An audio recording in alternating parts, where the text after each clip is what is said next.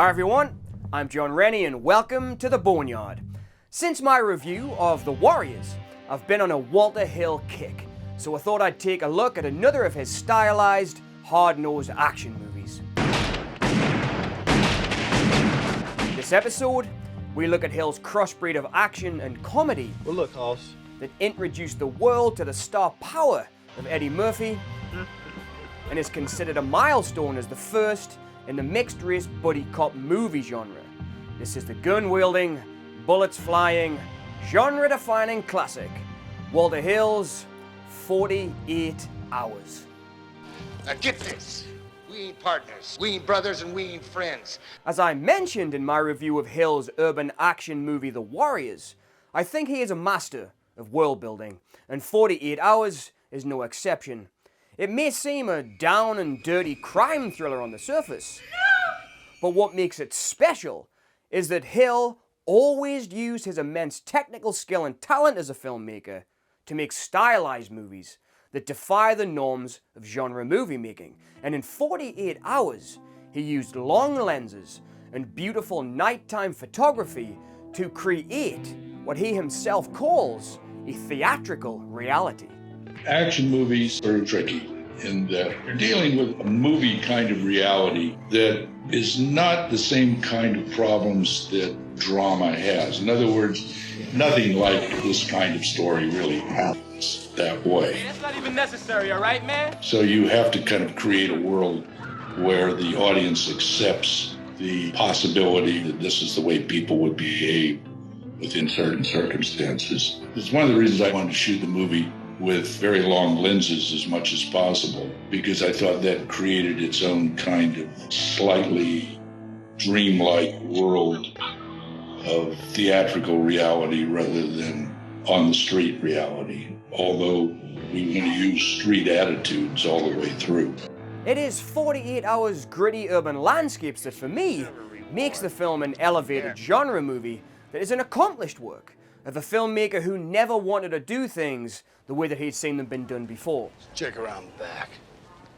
And in this movie, he said, let's make an action comedy that's filled with sarcastic humor that explores racial prejudice. So you complaining for? At least nobody calling you shithead. I may call you worse than that. And in doing so, he created a template that would influence countless films in its wake, such as Lethal Weapon, The Last Boy Scout, and Training Day. The list that 48 Hours influenced is almost endless. Tell you you're breaking in a new partner in on this. Partner again? Yeah, some cat he's on loan from dope. Real burnout, on the ragged edge. The film's script went through numerous rewrites, initially conceived as a straightforward action movie that was to at first star Hollywood legend Clint Eastwood, but he decided he was already Dirty Harry Callahan, so he chose to play a prisoner instead of another cop, and went on into production on Don Siegel's classic prison escape movie, Escape from Alcatraz. Now, I am a huge Eastwood fan, but I'm pleased that he did another movie, as both Escape from Alcatraz and 48 Hours are high on my list of favourites. After Eastwood left, Hill went on to other projects, but later got a call from his longtime producing partner Lawrence Gordon, who was a master developer and producer in his own right, and had still been working on developing the movie, and he asked Hill if he could do 48 Hours with actor Nick Nolte, and the rest is history. Hill is a long-time admirer of Nick Nolte's screen presence. He later used him in his other great action flick, Extreme Prejudice. Hill has said that he believed that if Nolte had wanted to, he had the star power that could have easily fit into the shoes of a Steve McQueen-type star. But Nolte had other ideas, and his career, of course, speaks for itself. He carved out his own place in cinema history in fantastic dramas, such as one of my all-time favorite dramas, The Prince of Tides. You learned how to cover your pain, haven't you? You've done that all your life. Now, much is said about 48 Hours being Eddie Murphy's star vehicle cinematic debut that began his movie career. And considering that Richard Pryor was the first one considered to play the part of Reggie Hammond, Murphy had big shoes to fill, but he absolutely nails the part. You can easily see why after this movie, he became one of Hollywood's hottest stars. There's a new sheriff in town, and his name is Reggie Hammond. Y'all be cool. Right on. But I've also always felt that there is no way that without Nolte's accomplished acting style, that this movie would have worked as well as it does. Nolte gave Murphy space to learn on the job. This was his first movie. And Hill has said that Nolte was an incredibly generous actor to work with on 48 Hours. I told Nick, look, Eddie is tremendously talented. He is not a trained actor.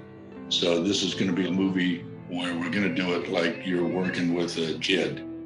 The one take that he does it great, we're printing. So that means you got to be great every take. Oh, that's not fair, Walt. God damn it. I don't think it. I said, Nick, it's going to be the way it is. And the truth was, Nick was great every take. Nick's a very generous actor. He and Eddie got along very well. And Eddie would be the first to tell you that Nick helped him a lot in ways that I think only actors can take care of each other. It is Nolte's and Murphy's casting that is crucial in the film's dry sarcasm and humor and action working together. But it is also the supporting cast of classic actors like James Remar, Sonny Landham, Annette O'Toole, and David Patrick Kelly. Hill's choices of actors works incredibly well. And it has to be said, the part of what makes the film work best is that Jack Cates, played by Nolte, and Reggie Hammond, played by Murphy, don't like one another. They really are not buddies. They call each other names. The f I want to do that for? Hey, they may beat the shit out of me, but I guarantee you they'll cut your black ass right up. Oh, so you a badass? Have a bloody fist fight, and only really come together as Case needs his man and Hammond wants his money. Go after the money, Jack! It is this dramatic dynamic relationship that is behind the film's true success, and I would say originality. There have certainly been a lot of buddy films historically. I mean, people have said to me how often 48 Hours was an imitated movie.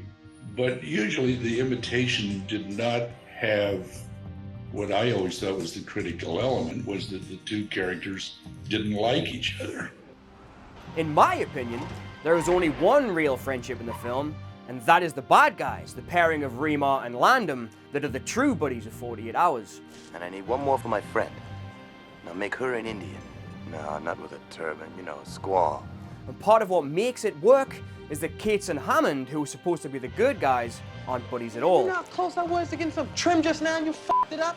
Remar and Landham's pairing is actually the exact opposite of Cates and Hammond, and that dynamic really works for me in making all the characters in the movie really interesting to watch, and I think all the actors give fantastic performances. So he's after your money.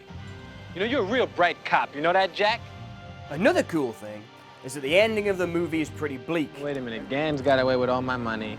Then you're gonna take me back to jail in my own car. Somehow this shit just don't seem right. There is no real happiness. For example, Hammond never really accepts Cates' apology for all his racist remarks towards him. Instead, he tells Jack that he really is an abusive idiot and he should go away and talk to himself about it. Something that Cates admits to a few times in the film. I was just doing my job, keeping you down.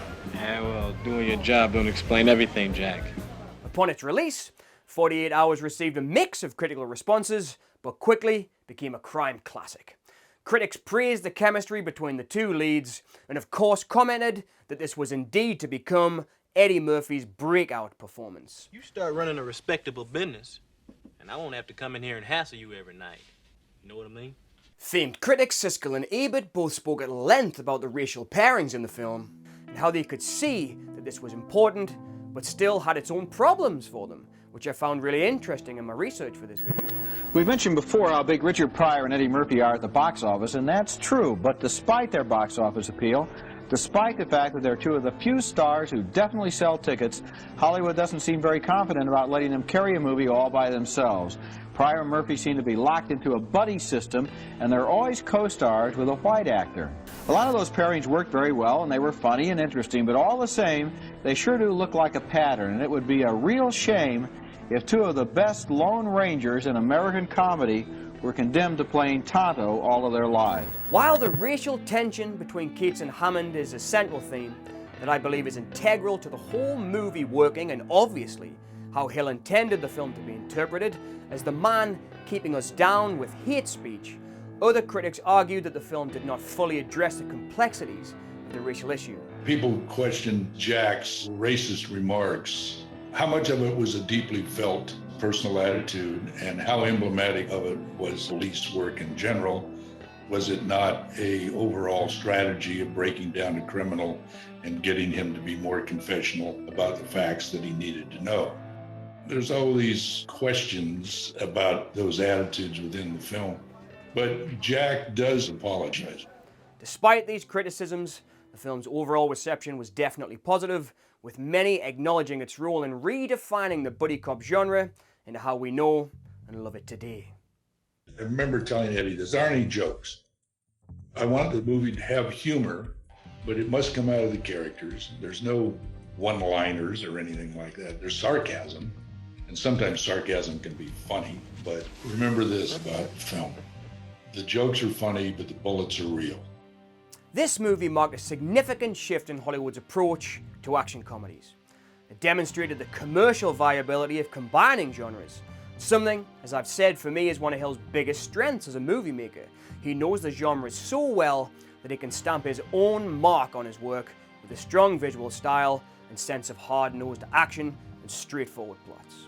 Eddie Murphy's performance helped open doors for other African-American actors in leading roles within mainstream action films. What's happening, Luther? I'm sorry. It challenged the industry's norms of the day, and for that reason, and many, many more, I consider Walter Hill's 48 Hours to be a genre-defining classic that the Boneyard wholeheartedly recommends. Take Game Man and blow his brains out!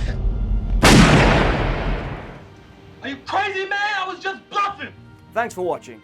If you would like to hear more from me about Walter Hill and other filmmakers, please remember to like and subscribe. Let me know what you think about this classic action movie in the comments below. And as always, thank you all so much for listening.